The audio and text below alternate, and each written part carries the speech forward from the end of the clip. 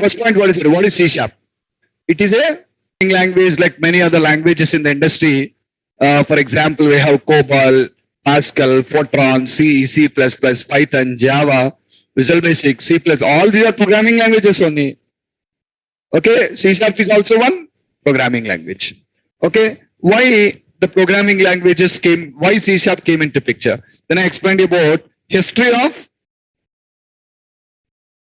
programming languages. So in this process, what did I say? Array, the first we has to have machine languages. What is the drawback? Very complex programming here. The machine languages are very complex programming. So we just used to have complex or complicated programming with the machine languages. Okay, afterwards what came? Is in 50s. Is in 50s. In 60s, were some languages like COBOL, Pascal, Fortran and all. Okay, when you talk about these particular languages, what is that you? Array, these are easy in programming, but drawback is, what is the drawback? They are specific for building particular kind of applications only. They are specific for building particular kind of applications only, like COBOL for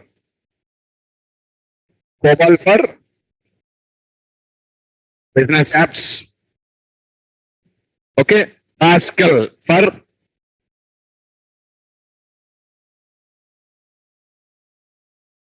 scientific apps. Pascal for scientific apps and Fortran for mathematical apps. That is the drawback. So we are using, the language specific. To overcome this problem, what came? C language. What is the specialty in C languages that you see? Is a generic language. Okay, that is we can use this language. We can use this language for building any kind of application. It's a generic language.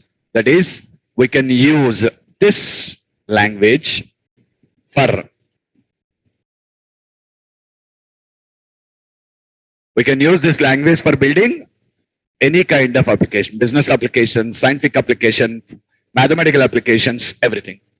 And finally, we came out with a note. What is it? All the above languages, whatever listed on the top, comes under a category. What we call them? Procedural programming languages, and have a common drawback. What is the drawback? They do not provide security and reusability. Security, reusability are not available here, guys. And to overcome the problems with procedural approach, in the 80s, the industry came out with a new approach. It came out with a new approach for building application. What is that? Object-oriented approach. So procedural approach was now replaced with a new approach called object-oriented approach. And in this process, the first language that came in object-oriented approach is C++. Yes, have a look, guys. C++. This is the first object-oriented programming language that came into existence, and this language is an extension to C. This language is an extension to C language, guys. So it has all the features of C, like generic programming. All the features. It has the feature of C. It has the feature of C. That is generic programming, and in addition to it, okay, it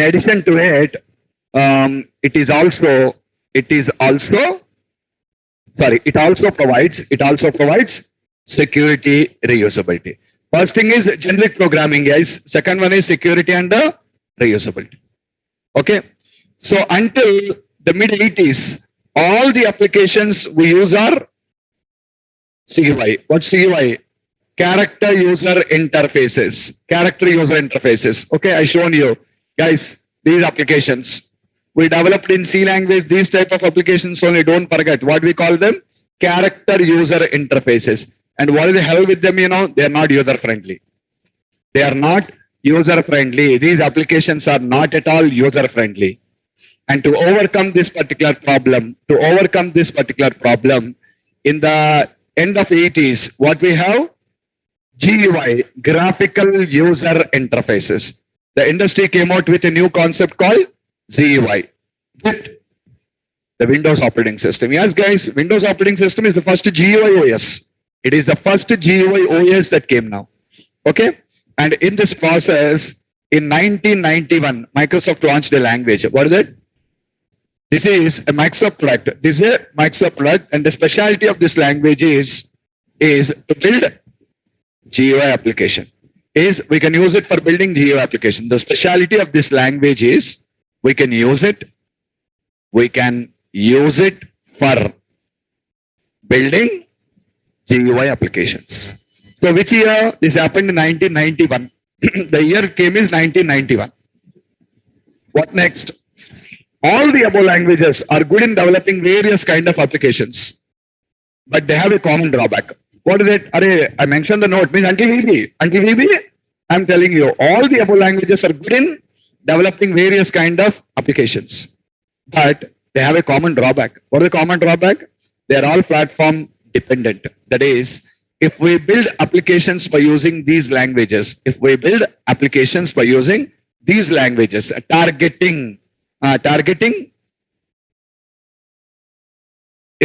application by using these languages, targeting one OS, we cannot run those applications on other operating systems. Not possible, guys. If you build it targeting one operating system, you cannot think of running these applications on other operating systems. This is a major drawback what you have in all the languages what are listed until the VB.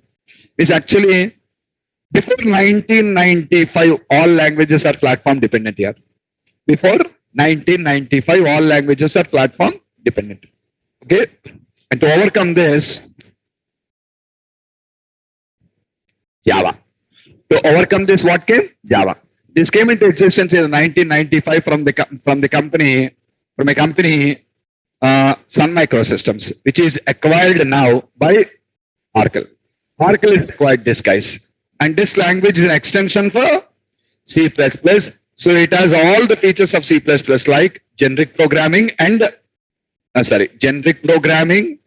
security and reusability. Generic programming, security and reusability. Okay. And additionally, it's also platform independent. That is, if we build applications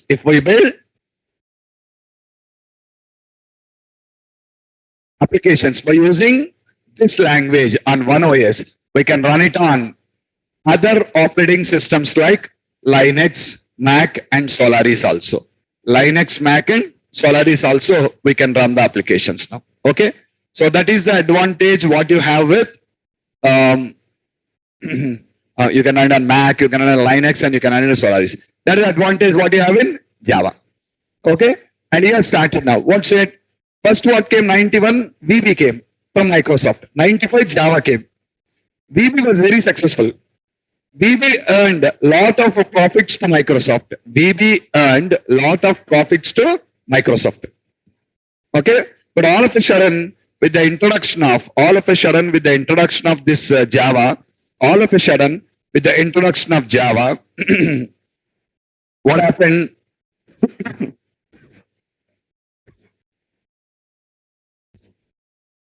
The business of VB came down. All of a sudden, with the introduction of Java, the business of VB came down. Why?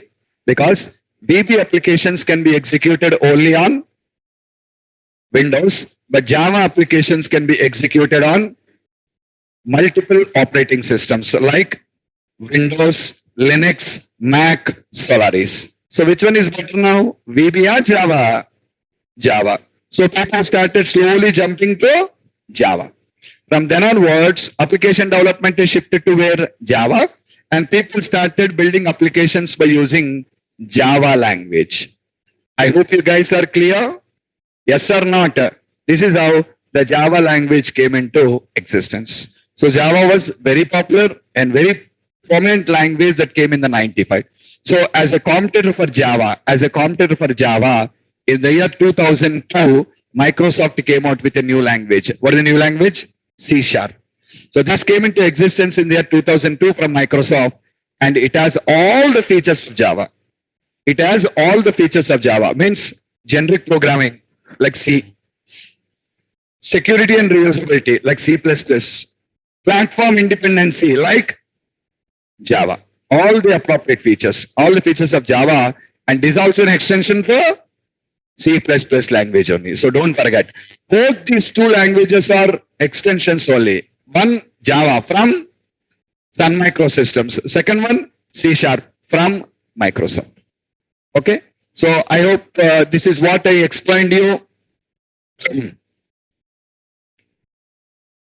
Manish, see, if you want to learn anything, understand the foundation correctly first. Okay, I know what to teach and how to teach. Don't tell me how to teach. Okay.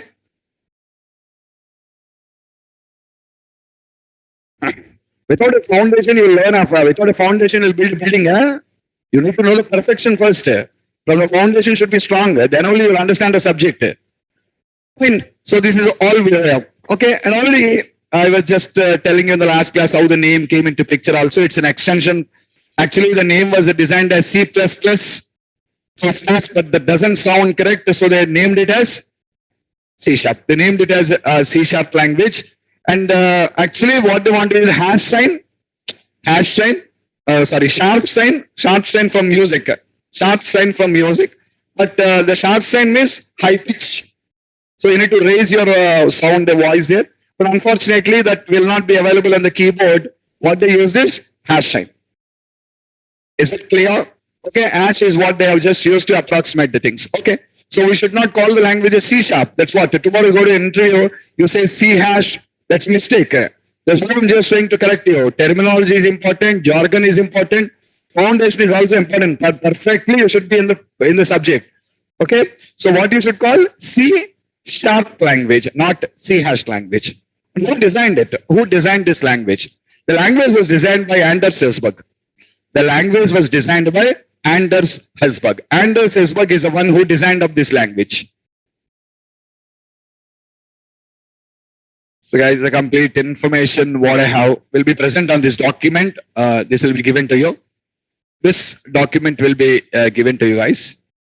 Just a second. Yeah.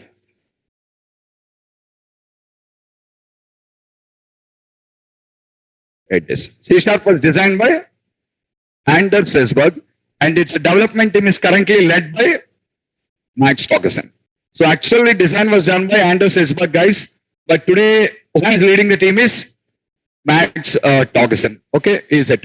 So tomorrow, the questions and interviews will not be only about the language. This also will be asked. They can be asking this question, who designed the language? That also you should know. Okay, so Anders Hesburg has designed the language, and the current development is led by Max Torgerson. And basically, guys, C# has both procedural and object-oriented syntax. C# has a procedural and object-oriented syntaxes based on C++. Actually, C language is procedural. C++ is procedural and object-oriented. Did you catch my point? C language is procedural here. C++ is procedural and C# also. Procedural and object-oriented. It has, see, syntax based on C++ and includes influences from several programming languages. Most importantly, Delphi and Java, with a particular emphasis on simplification. What is this? Actually, guys, every person is influenced by someone at some point of time in their career. Agree with me? Every person is influenced by someone at some point of time in their career. So same as that, C# language is also influenced. It's influenced by two languages. What are the two languages, you know? Delphi language and Java language. The two languages are Delphi and Java. See, if you understand that, if you just understand, see guys, I was basically interested towards, see, if at all you take the current generation, the current young generation who are in the cricket team, who are in the Indian cricket team, who are coming. Recently, we have just the Under-19 World Cup. You have just won the Under-19 World Cup last Saturday. So if you see, for all of them, for all those particular people, who is their role model? Dhoni, Virat, Rohit, these people are the role models for them. Okay, but the same thing when you go to this Dhoni, Rohit, and Virat, for them, Sachin is a role model. Sachin Tendulkar is a role model. For Sachin Tendulkar, Kapil Dev and Gavaskar are the role models. So everyone will be influenced by someone at some point of time. So the next generation will talk about the people who came in under 19 now. Yes or not? So someone, you will be influenced by someone at their career. Guys, actually, I was influenced for teaching. From my teacher where I learned .NET here. Where I learned .NET actually. Mr. Mugliman, I learned .NET from him in 2003. In 2003, I learned .NET from him. I was influenced from him a lot. How I was influenced by him is, actually, can you imagine his qualification? He was a veterinary doctor. He was a veterinary doctor. A veterinary doctor, how could he teach computers for you? That's a big doubt you'll have in the mind. Not only for me, guys, some number of people have learned from him. He's one of the top faculty in Hyderabad in 90s and early 2000. One of the top faculty at the time. So how can a veterinary doctor become a software trainer, sir? That's a big doubt in the mind. Actually, he was into medicine. He was veterinary. And his brother was into computer engineering. His brother was into computer engineering, actually. And for his brother, there is a subject Visual Basic. At the 90s, where Visual Basic, basically. So in the 90s, his brother was having Visual Basic subject, actually. So one day, this person has to take the pathology textbook to the classroom. And by mistake, he has put his brother's Visual Basic textbook in the bag and taken to the college. In the classroom, the professor asked to open the textbook and start reading. So when you open the bag, there's no pathology textbook. The textbook, what is present is Visual Basic textbook now. So if you say that to the professor, he'll ask you to get out of the classroom first. So what, pretending he was reading pathology, he opened Visual Basic textbook and started reading it. And reading that, he got interest on the subject. How much interest he got on the subject is he became a trainer on VB. How much demand he used to have in 90s, yeah? In 90s, if at all you want to get a seat in his batch, okay, they used to at least 1 month before you're required to book a seat. Book the ticket, book your reservation now. At least a month before, you're required to just book his slot. So that much of demand he used to have. Okay, and he is the first person who introduced .NET training in Hyderabad market.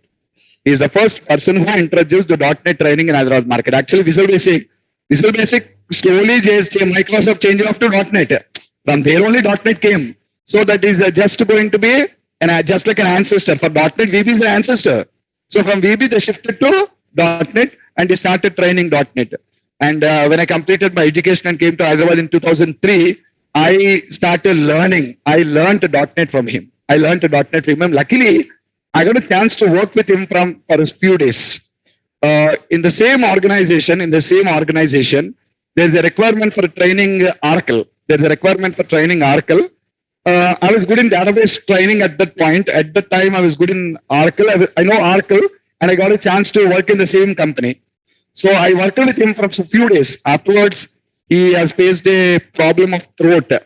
For all the trainers, there is a common problem what we'll face. We'll face a throat problem for some time. So he faced the problem and left off to US. I was influenced from him a lot. So basically, coming to my qualification, I don't know what is a computer in academics. My graduation is BCom. My post-graduation is MBA marketing. I don't know what is a computer in my academics at all. I just completed my PG. After completing my PG, at the time, software industry is in a big boom and started learning the things like this. And afterwards, I struggled a lot in industry because of my MBA commerce background, not at all technical background. Small companies used to give a job, but I attended for a walk-in in Oracle, cleared 6 rounds of interviews. And in the 7th round, I was rejected, stating that I am from a non-technical background. So at the time, I just came into training. I worked in a small software company also. It's a startup company. In a startup company, I worked for 3 years and was into training. Afterwards, full-time training, I just came off. Is teaching for the last 15 years. Until now, I taught more than 75,000 people in .NET. So from 2006 to 2007, I came here. From that day to today, more than 75,000 people I trained in Microsoft technology, mainly in .NET. In .NET only I trained this many number of people. In 2010, my classroom strength used to be 1,000 people. It's a cinema theater. So just like a cinema theater. Besides, you are a new building constructing, na? Actually a cinema theater, actually, Satyam theater. Now they are making a multiplex. And my classroom used to be present on the next street. Okay? If both these two stop at the same time, the total traffic in America will be blocked off. So every day police used to come and stand there to clear the traffic. 1,000 people come in and at the same time 1,000 people should go in, out. 1,000 people coming in, 1,000 people going out. Okay, that used to be, if you come late into the classroom, people used to stand outside the doors and watch from the windows. No seats in the room and you'll be watching outside from the room. So .NET has ruled the market that much at that point of time. Now is it not ruling means, now also guys, now also it has a very good market. The thing is, you people who come from engineering backgrounds, you don't know .NET at all. Why you don't know? Because you don't have in your academics here. What you have in your academics? C++, C language, Java language, Python language, you know about this only. How many people don't know .NET? They don't know .NET at all. So because they don't know .NET, they don't come. Earlier, we used to have MCA students. MCS are radio less now, less MCA college. Earlier MCS used to be. In MCA, .NET is a subject for them. So that's why all the people know about .NET and they used to come. Engineering students are not aware of .NET. Who people come from engineering are not aware of .NET basically. So they think like .NET doesn't have, they don't know about .NET and they don't come towards it. But if you come, opportunities are excellent here and very easy to get a job compared with any other technology because people are very less here compared with the other things. Is it clear? Okay. So we basically, Naresh Technologies have basically another sister concern also. What is it is, we do government projects. We do government projects actually. It's not related, it's completely separate unit. Government actually pays for training the people. Means mainly the target like tribes, scheduled tribes and schedule for these particular people, government has a training policy available. So they have some exam, if there is a selector there, government will pay for them. Okay. So we train them.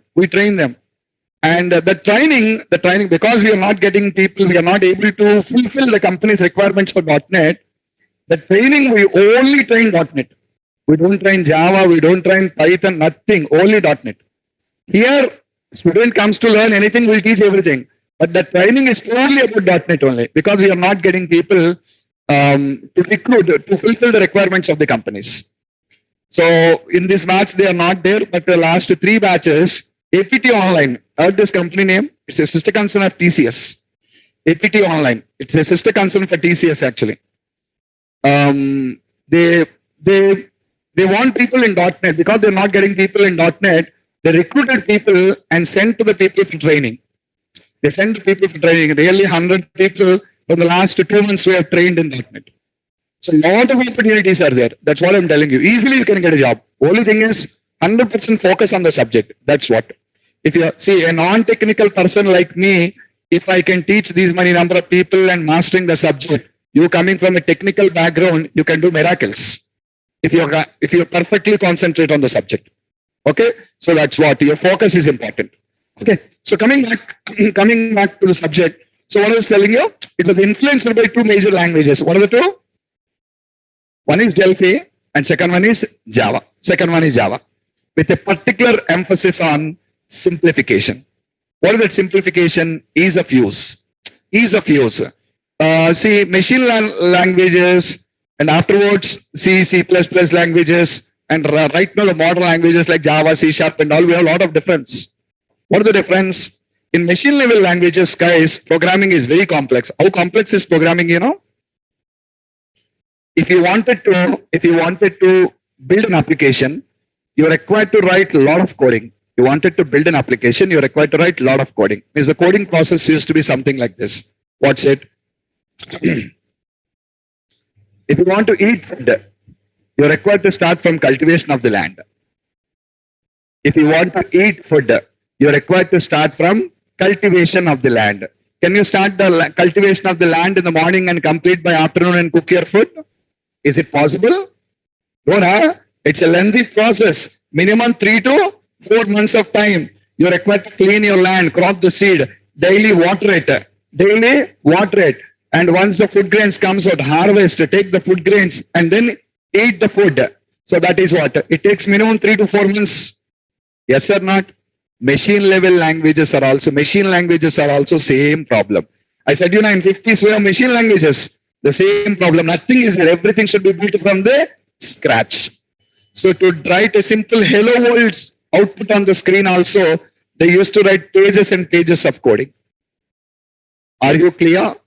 Yes or not? Next, middle level languages like C, C++, when you came there, the process is simplified. Like what? Like the process what we follow today in our life. What's it? If you want to eat food, we don't require to do cultivation. Someone is doing that for you. Someone is doing that for you. What you do? You go into the market, purchase the food grains, purchase the vegetables, all these things now, come to home, cook the food, eat it. Can you start this in the morning and finish by afternoon? Yes or not? Go to the market, purchase everything, come home, cook your food, eat your food. Yes, I can start this in the morning and I can finish this by afternoon. Are you people clear or not? Okay. So in C, C++, that is the advantage. What is it? There guys, we have libraries. And a printf, we have a function. By using printf, we can directly print the output on the. But imagine yourself if there is no printf. If there is no printf, how will you display the output on the screen now? Did you get my point or not?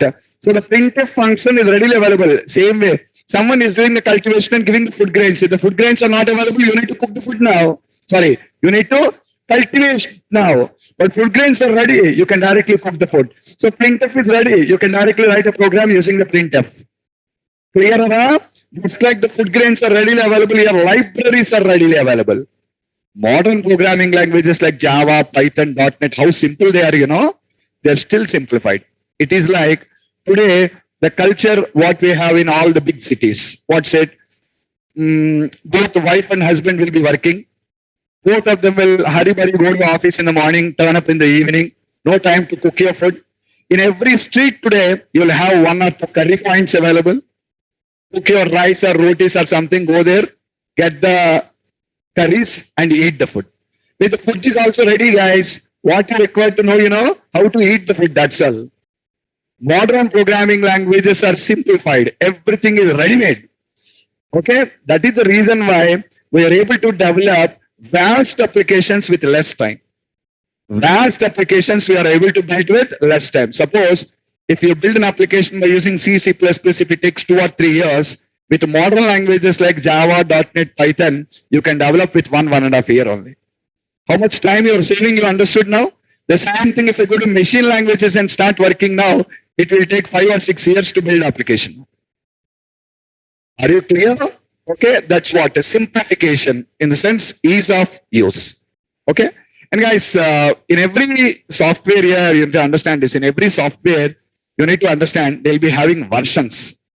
In every software, they'll be having versions. What's a version? Haven't you noticed it on your mobile? You have so many softwares installed now. Regularly, these apps are getting updated. Whenever it updates, it shows you a version number. So what is a version? A version is a number which is used for discriminating the changes. Which is used for discriminating the changes. When you launch the software for the first time, the version number will be 1.0. Later on, changes will be done. Whenever changes are done, they'll be changing the version numbers to you. So same like the C# also. The first version of the C# is 1.0, which launched in 2002. And the latest version is C#10. So guys, remember we are learning C#10. Okay. And this was launched in which year? November 2021. November 2021, the latest version, C#10 is what we are learning today. And this covers all the features now. All the features means starting from C#1 to C#10, everything will be coming for you here now. So first version is 1.0, afterwards 1.2, 3.2 like this, and latest is 10.2. These are the various versions in the language. And what are the differences between each version means features wise. In every version, new features will be coming into picture. I don't want to talk about these particular features to you right now here. The reason is, you don't know C# at all. What will you understand about the features of the C#? But I will teach you about each and every feature in the programming classes when the time comes. But for your future reference, I listed each and everything for you here. What is newly added in 2.0, 3.0, 4, 5, 6, 7, again 7.1, 7.2, 7.3, 8, 9, and the latest is 10. The latest is 10. Okay, so everything I just listed for you here for your future reference, guys. Okay, and I will cover each and every of the appropriate thing in the classes. I will highlight you. This came in this version. This came in this version. What is the drawback? What is the advantage? All the things we'll talk in detail. Clear or not? So this is about the information to you about the language, how the language came into existence. Okay, designed by Anders Isberg. And right now the current team is led by Matt Stogerson.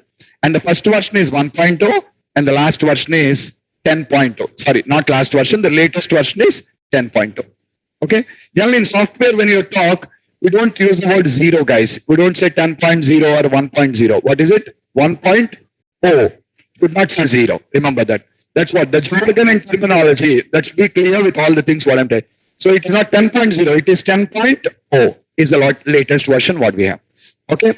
So and it's all about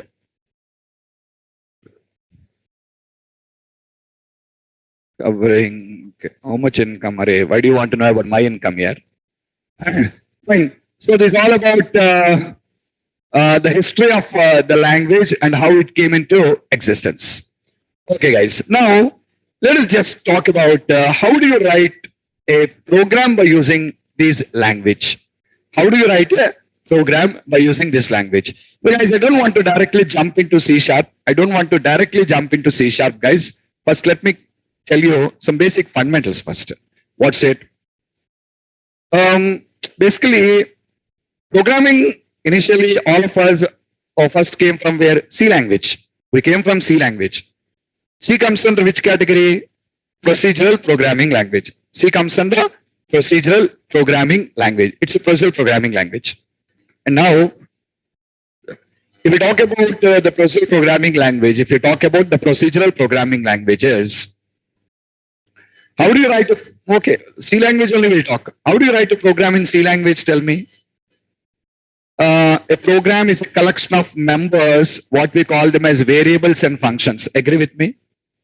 Array, a C program is a collection of members, what we call variables and functions. We declare some variables, we write some functions and write the code now. Correct or not? So a C program is a collection of members like variables and functions. Are you clearer or not? And guys, you define a set of functions in the code. Guys, is my voice audible and clear? Is my voice audible and clear? Syed, the disconnect and connect again.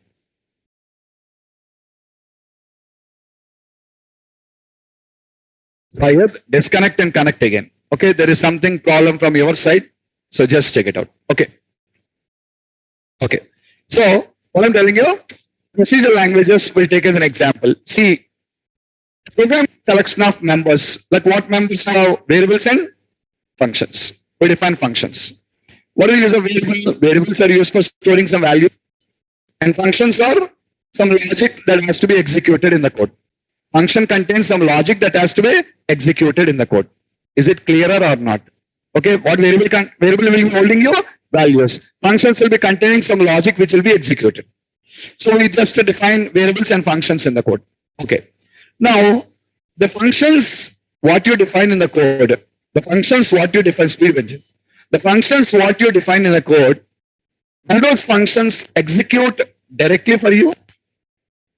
Are the functions, what you define in the code, will the functions execute directly for you? No, the functions won't execute directly. If the function has to execute, you're required to call them. Speed again, sir. Okay? So the functions has to be called them. You're required to call the function. When you call the function, only function will be executed. Recollect yourself, guys. From where do we call the functions? From where do we call the functions? Array, you learn. See, think. From where do you call the functions? From not header. Why are you talking about header? Main function, yeah. We call functions from main function. We write code in the functions. Finally, we have a main function. From the main function, we call all the other functions we define. Why do we call from main function? Any guess? Why do we call from main function? Because main function is the entry point of the program. Main function is the entry point of the program. Everything you defined will be called from main because main is the entry point of the program. For which language?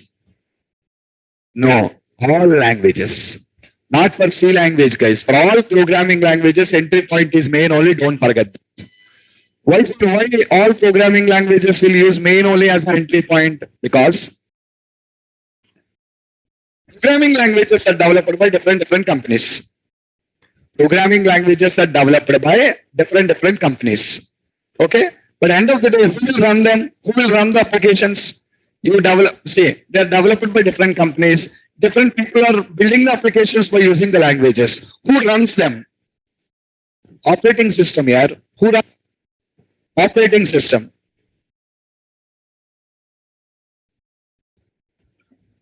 Now, operating systems are developed by different companies.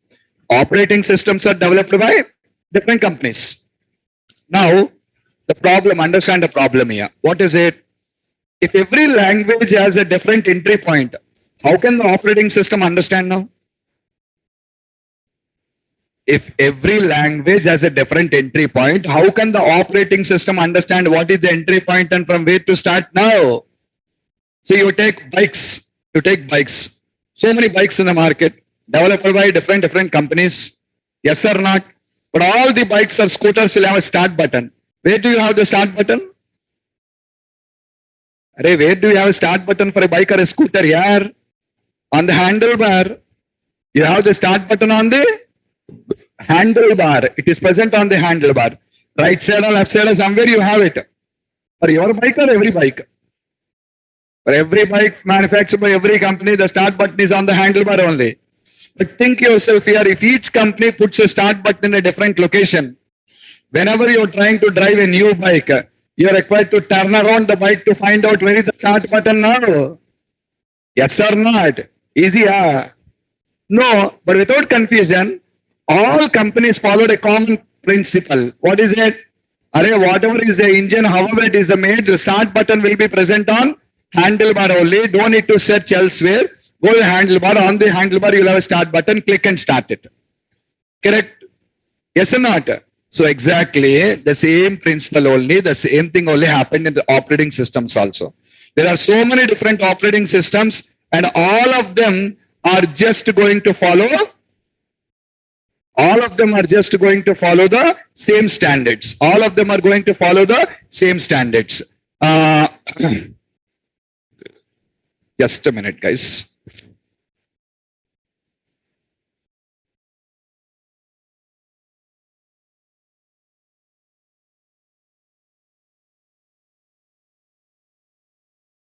Yeah, all the companies are following the same standards. What is it? Entry point is main. So now, just like end user like us don't have a confusion to understand where the start button is present for a bike, operating system also doesn't have a confusion now. All operating systems will search for the same thing. When they want to run a program, what will they search? Where is the main? They'll search. They'll call the main. The main will take the control and calls the other things in the code. So whose responsibility is to call main? Operating system. Operating system will call main. When operating system will call the main, program starts. Now main will start calling the rest of the other things which are present for you in the application. Are you clear? So main is the entry point for which language?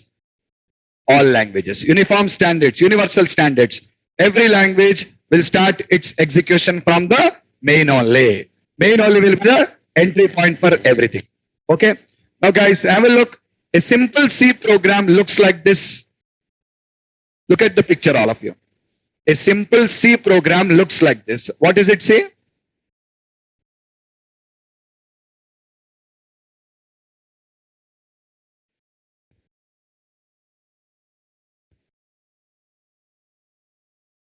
You call the members from here for execution. You're just going to call the members from here for execution. Okay.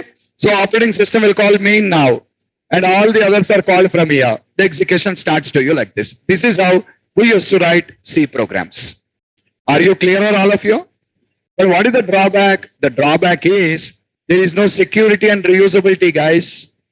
The drawback is they don't have security and they don't have reusability. These two things are lacking in procedural programming languages. They don't have security in the code and they don't have reusability in the code. So this is the drawback with procedural languages. Is it clear? And to overcome this drawback, what came now? Object oriented. Okay, all of you have a look. Writing a program by using different programming approaches. To write a program, we generally follow two different approaches, guys. First approach, second approach. So what I explained you now? Procedural approach. We write the code. Now second one, drawback with procedural is no security and reusability. So now what we follow is object-oriented approach. So now to overcome the drawbacks of procedural, the industry now turned to object-oriented approach. So all the people who are not aware of object-oriented programming earlier or who are not aware of C++, don't be confused. I'll teach you each and every point in detail. Concentrate now. Okay? Object-oriented programming. How do you write code in object-oriented programming? Listen. In an object-oriented programming language also, a program is a collection of members only. Program is collection of members only, like variables and functions. Now also same here, variables and functions. Are you clearer or not?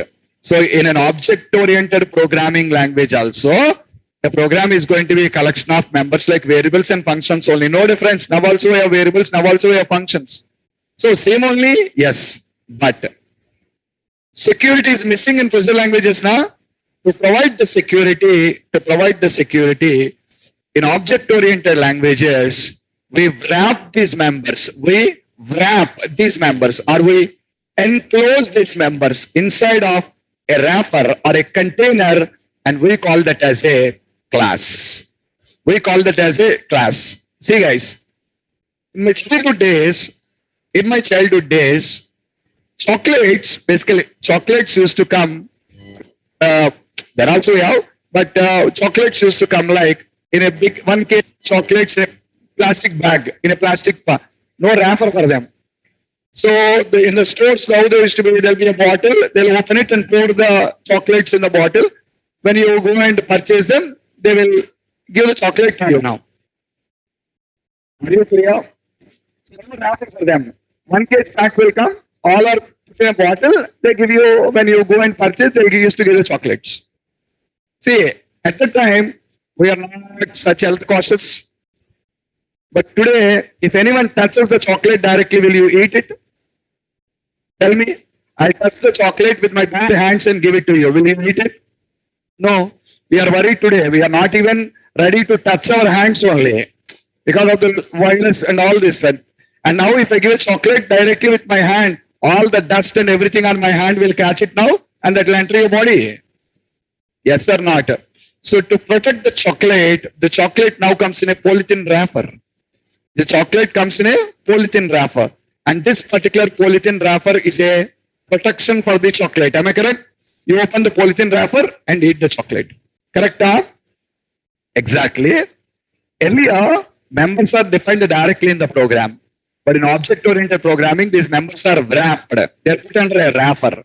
And we call that wrapper as a class. Watch this picture. You will get a clarity about it. This is a procedural program. In this program, we directly write off all the members. But look guys, this is an object-oriented program. Here also you're writing members only. But these members are inside of a wrapper. What do you call? A polythene is a wrapper for a chocolate. A class is a wrapper for members. Array, all of us know this now. What's it? A wrapper always protects the content present inside of it. A wrapper always protects the content that is present inside of it. So what is that? A wrapper always protects the content that is present inside of it. What's it? Say in your home, say, why All of you have a mobile phone. You have a screen guard, no? Screen guard is the wrapper to protect your screen now. And not only that, all your phones are in a pouch. You have a pouch for your mobile phone or not? So suddenly if it falls down, getting damaged, it's just getting damaged, we put in a pouch. And that is a wrapper for our phone now. Okay? Your mother cooks food in the home. After cooking the food in the home, she prepared some sweets for you. Okay, some laddus or something. After preparing something, are they going to be left out on the table like that? Okay, 8-feet container on it. So protection. All of us know this here. A wrapper always protects the content that is present inside of it. The same principle only we apply here also. The class will give the protection for the members. What protection, sir? I'll show you practically. Just understand how to write the code. I will practically show you all the things going forward. Okay? My focus is only today how to write code. I'm not talking how security will come, how reusability will come. I'm not talking. That's what I'm going to show you in the later stages. So here, let me only tell you how to write coding first. Understand how the coding process will be there. So guys, are you clear with the difference between a procedural and an object-oriented program now? Yes or not? So this is the first point you should know. Who don't know object-oriented programming?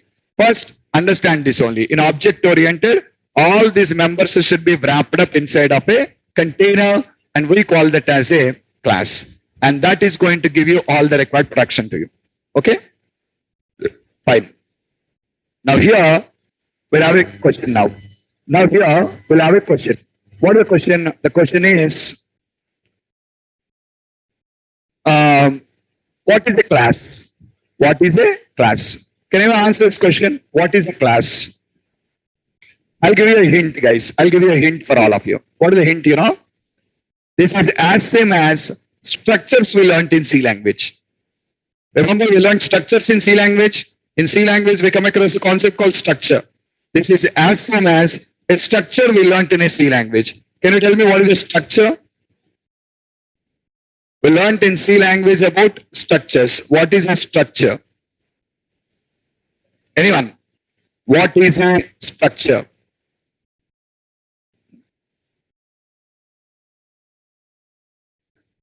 Didn't get you. No data? Without data, why allocation will be there? Declaration of what? Where? You're telling the contents of a structure. You're right. Declaration of variables. You're telling the contents of a structure. But my question is, what is a structure?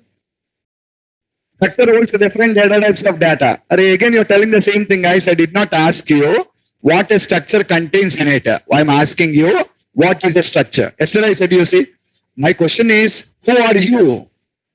And you are thinking, if I ask you a question, who are you? You need to tell who are you. But you are telling like, I'm 5 feet 8 inches height, my color is white, my hair is black. That is what you are telling. I did not ask you that. Who are you is the question. Are you clear? What is a structure?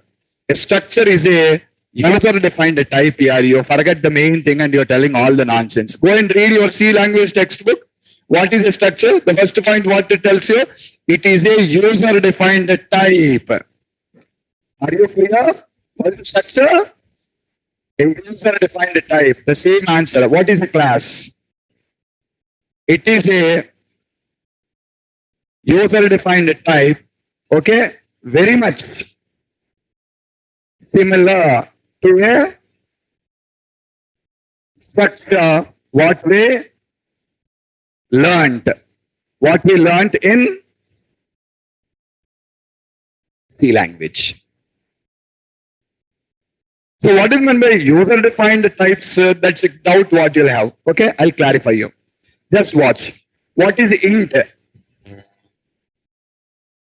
Int is a data type. Int is a data type. Correct or not? Float, char, string, all these are data types now? Yes or not? Are they born? Are they born like you and me? I ask the question in English. Yeah, simple. Are they born like you and me? No. Please, someone developed it now? Yes or not? These are all predefined. These are all predefined. These are all predefined. They are not born like you and me. They are predefined. How did they define int? You know that? Int is defined like this. Struct int. Well, yes, yes. Int is a predefined structure. Int is a predefined structure. Same way. Struct float. These are all predefined, guys, in your libraries. Next. Struct char.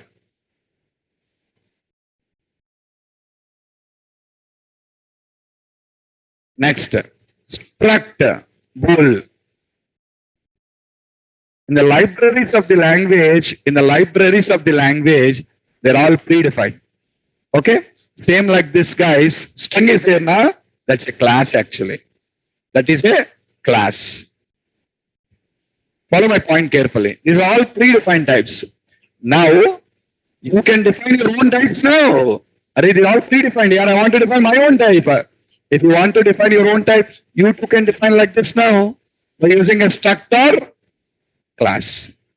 Are you clearer, all of you? Yes or not? They are all predefined. Now, I want to define my own types now. You can define with the help of a class or a structure. C language has given this option with structures. Object-oriented languages have given the option with classes. What is the difference, sir? What is the difference between the two? The difference is, listen all of you. We have structures in C language. How do you define? Struct name of the structure. Struct name of the structure. And inside of it, we declare some variables. Okay? Now, when you come to object-oriented programming, what we have? In the place of struct, we have class. Class, name of the class. Okay? So, guys, observe it. What do you have, you know? That is the difference, guys. The structures, what we learned in C language can contain only variables in it. But the classes that came into picture will contain variables and functions also. Both can be present for you inside of it. For example, a very common example all of us have learned. In the C language about a structure. When we learned in the textbooks, our teachers, everyone thought this is a common example. What you know? Struct. Do you remember? In your textbooks or your teachers, everyone taught you this only. Even my teacher have taught me the same thing. Struct student. Now instead of it, you just declare some variables like this. What? Int ID. Okay. Character array name. Some size of 30. Next, float marks fees. Are you clear? This is how we used to define. Now tell me, guys, what is student?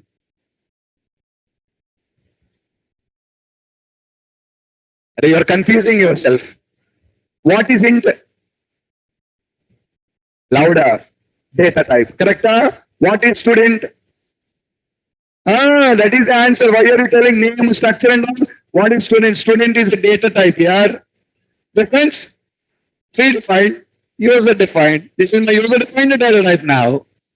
Are you clearer or not? That is what. Same way now, exactly in object-oriented programming, we replace it with a class. Class. I'm writing just like student. Here I'm writing employee. My choice, employee.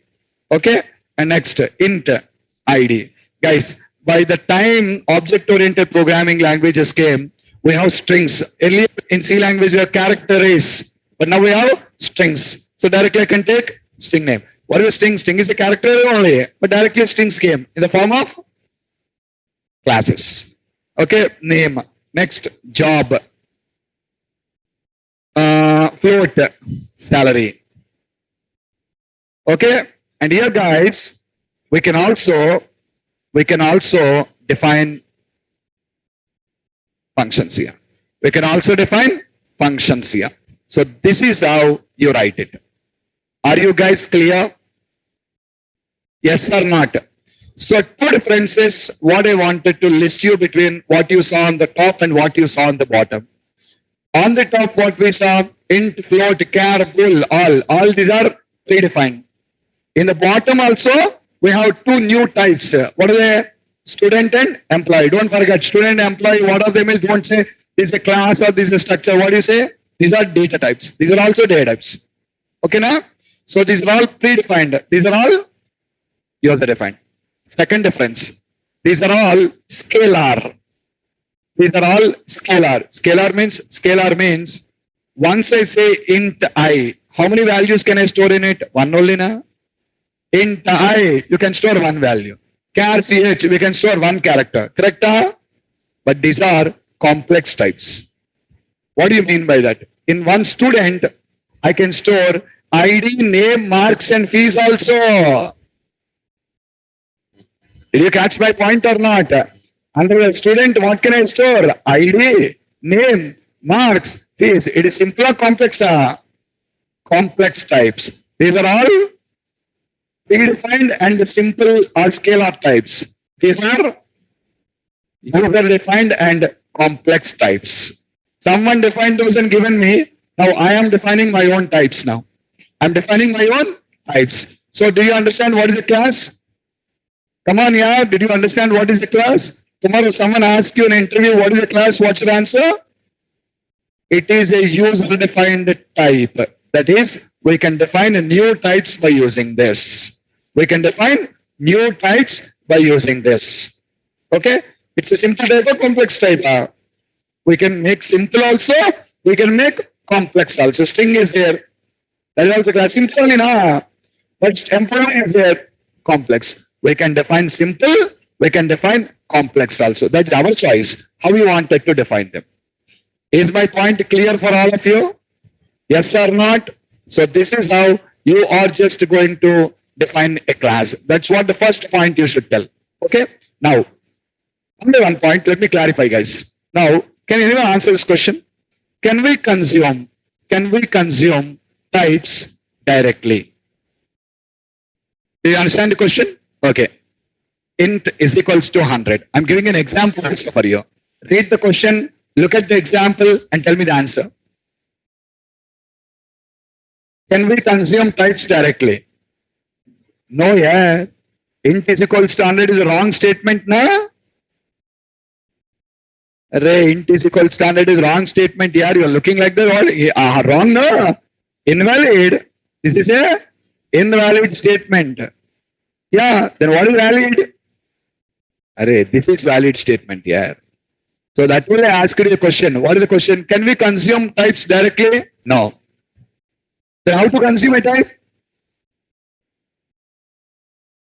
If you want to consume a type, you're required to first create a copy of the type. You're required to first create a copy of the type. What's that? I is a copy of type int. Copy of type int. You're required to create a copy of the type. Are you people clear? So don't forget, types cannot be consumed directly. Okay, why sir? Because a type doesn't have memory allocation. Type doesn't have memory allocation for storing a value. Who have the memory allocation? The copy of the type will have the memory. I will have a memory allocation. So when I say like this, you'll be having a doubt now. So memory is not for int, sir. No, memory is not for int. Memory is for I. Am I right? Yes, memory is for I. Then can I directly write I is equals to 100? Invalid. That's also invalid. But you're telling memory is for I only now. Then why can't I write I is equals to 100? Understand? You want to build a house. So you go to an architect, tell your requirements and get a plan for the house now. The architect has given a plan for your house. The architect has given a plan for your house. Are you clear? Can you live in the plan? Come on, yeah. Can you live in the plan? Huh? The plan is on the paper, yeah. There's no physical existence for it now. Yes or not? If you want to live, what you required to do? You're required to build a house based on the plan. You're required to build a house based on the plan. Can you build a house without a plan? Can you build a house without a plan? Can you live in the plan? No. What is it? Perfect. A house built on a plan. Am I correct? Watch. This is the plan of your house. Sorry, this is the plan of a house and this is the constructed house. Clear? Memory should be allocated for how much? How much? where all that information is present here. When, where, how, all that information is present there now, guys. So, what is this, building a house without a plan? Not possible now. Ray, you write I is equals to building a house without a plan now. What is this one? Living in the plan. That is also not possible. The perfect thing is build a house with a plan. This is the perfect statement. Are you guys clear? So how to consume a type? To consume a type, first you're required to create a copy of the type.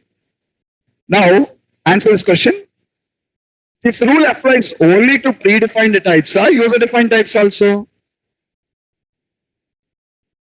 Only for predefined types or both. They're predefined and user-defined. Come on, confidently. Write or wrong answer, guys.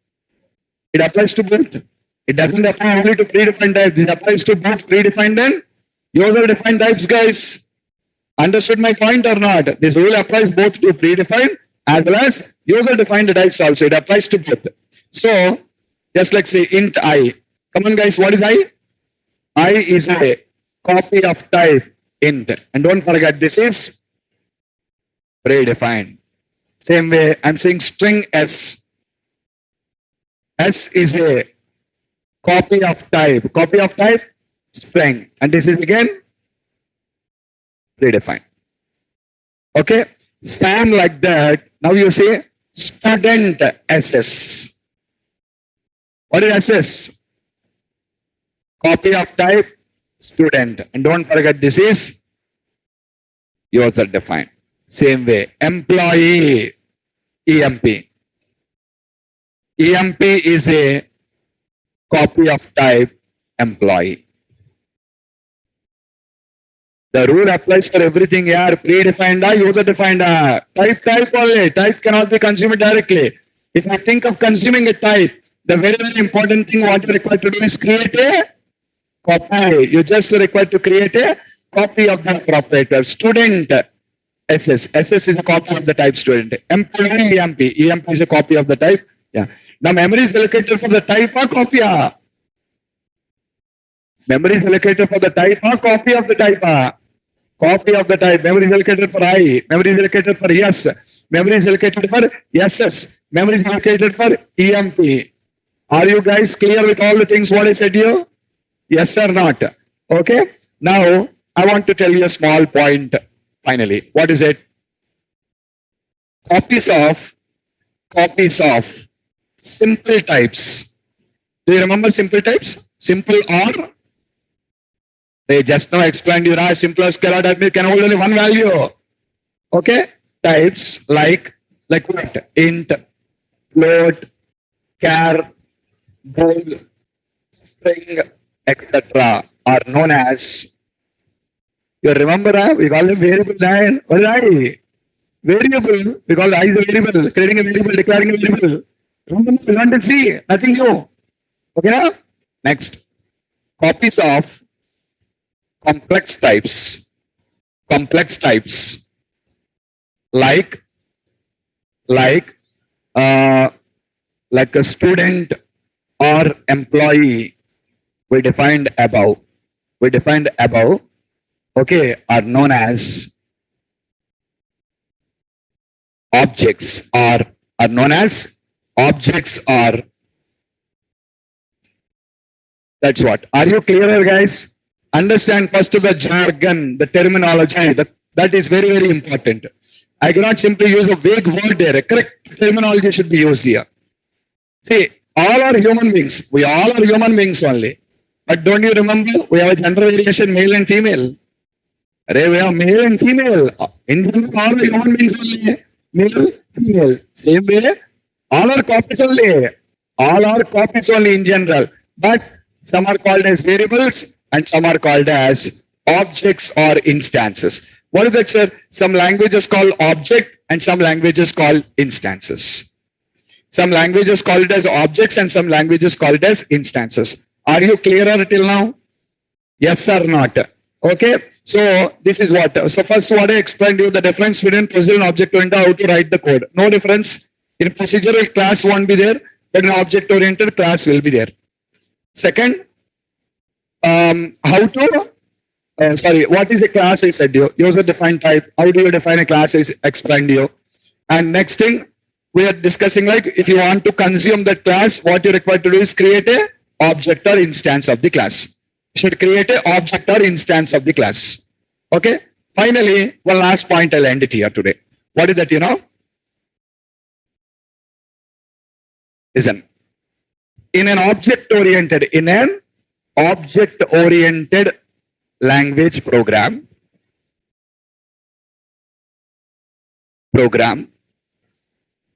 we define members of a program inside of a class. Okay, that's the first important point. Okay, now to call the members of the program for execution. We need to first create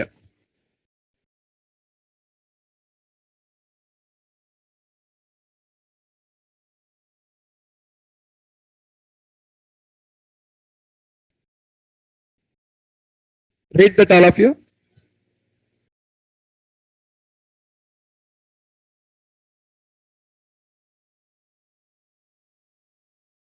In C language, you write a function directly, go to main and call up the function, yes or not. You can't do this here. You cannot call it directly. What do you mean, sir? Okay, watch the code, all of you. I'm writing a C program. Concentrate, all of you. I'm writing a C program. I'm writing two functions in the program. Int add, int x comma, int y. Now inside of the function, I'm writing return. I'm returning the sum of x and y. Same way. Int sub. Int x comma int y. Return x minus y. You return two functions here. Now will these functions execute? No. I should call them. How do you call? You write a main function here. After writing the main function, what you do? You call them. How do you call? Int result 1 is equals to add of 100 comma 50. You call it like this. When you call, the value 100 goes to x now, the value 50 goes to y now, and now return x plus y means both the two are added and the result is returned. How much? 150. The result returned will come into, so result 1 will contain the final value now. How much? 150. Same way, I'm also calling int result 2 is equals to sub of, I'm just going to call some 165 comma 35. The 160 goes to x, 35 goes to y, 165 minus 35, it is 130, return 130, result will come back. And finally, result will contain 150 and result 2 will contain 130. Is it clear, all of you? This is how you write a code in C program now. I did not teach you anything new. This is how we used to write code in C program. But now look, all of you. I want to write the same code in C++ now. I want to write the same code in C++ now. Concentrate, all of you. This is a C++ program. Rule 1. You need to define these members inside a class. Rule number 1, you are required to define these members inside a class. How, sir? Class math. Any name, guys? Class math. Are you guys clear?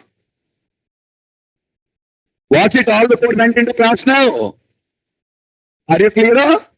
That is the first point. The first difference is positive object under class. Second, now come to main. You cannot call them directly now. How to call? Math. OPJ. What are you doing? Creating object of the class. Now memory is allocated now. Memory is allocated. Now you should say obj.add obj.sub. You can't call the members directly. That's what I'm telling you. You need to create the object and then call the members. Did you understand the second thing now? What am I doing?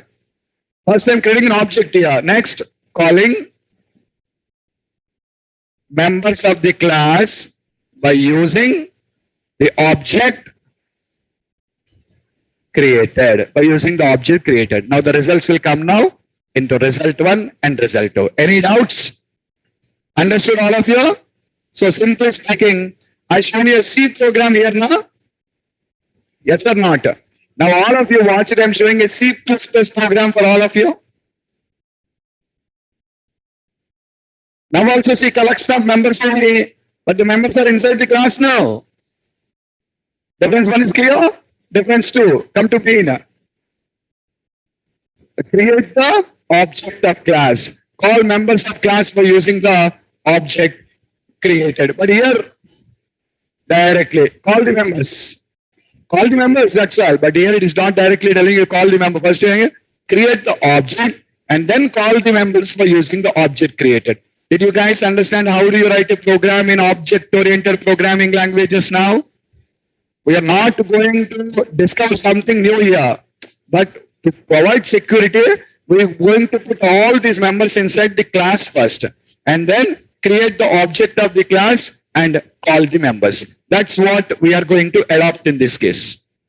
Are you clear, all of you? Yes or not? So this is the style of programming what we adopt in an object-oriented programming language compared to a procedural programming language. Okay now? But we have drawbacks here also. I'll tell you. I hope you are clear till now. Okay. So guys, regarding the notes, I already announced in the classroom. Okay. If anyone new into the sessions for them, I just wanted to clarify what it is. The complete notes from day 1 to day last will be given in the Word format. The Word what I'm showing you, that document will be given to you. And this particular document will be placed in a Google Classroom. Google Classroom from where you need to download. Okay. But you people require to be added into the Google Classroom, and they will add you into the Google Classroom only after your payments are done. If your payments are completed, guys, you can just interact. How can we find an object as per employee? Is EMP like that? You can give any name you want here. Give your name, not EMP. Give your name. Did you understand, Prem? You're giving EMP now, right? Employee is equals to new employee. The name is the object, that's all. Any name I can give a EMP, ER, that's my choice. Okay? So we'll learn about that more in detail going forward. Yeah. Guys, you completed your payments. You can contact your admins and you can be added into the Google Classroom. I already posted these notes in the Google Classroom. The complete notes from day 1 to end is already present in the Google Classroom.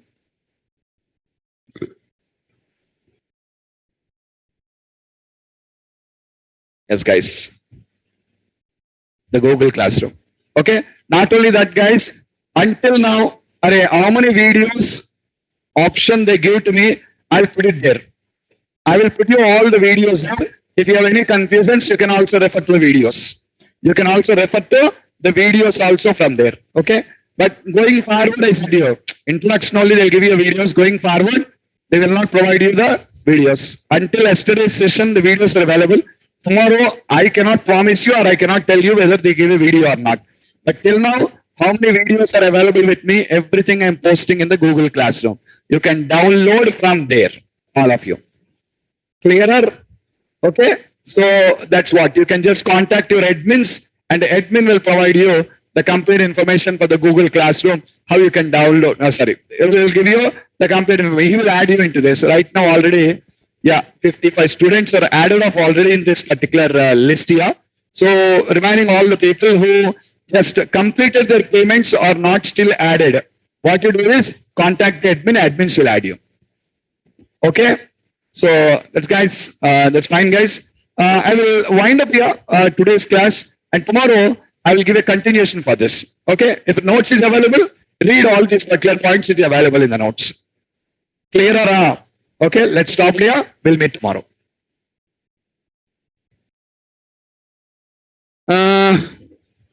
I did not change the timing here. Timing is not changed. Chaitanya. Who is admin? Admin is Srinivas. Chaitanya, this is admin's contact.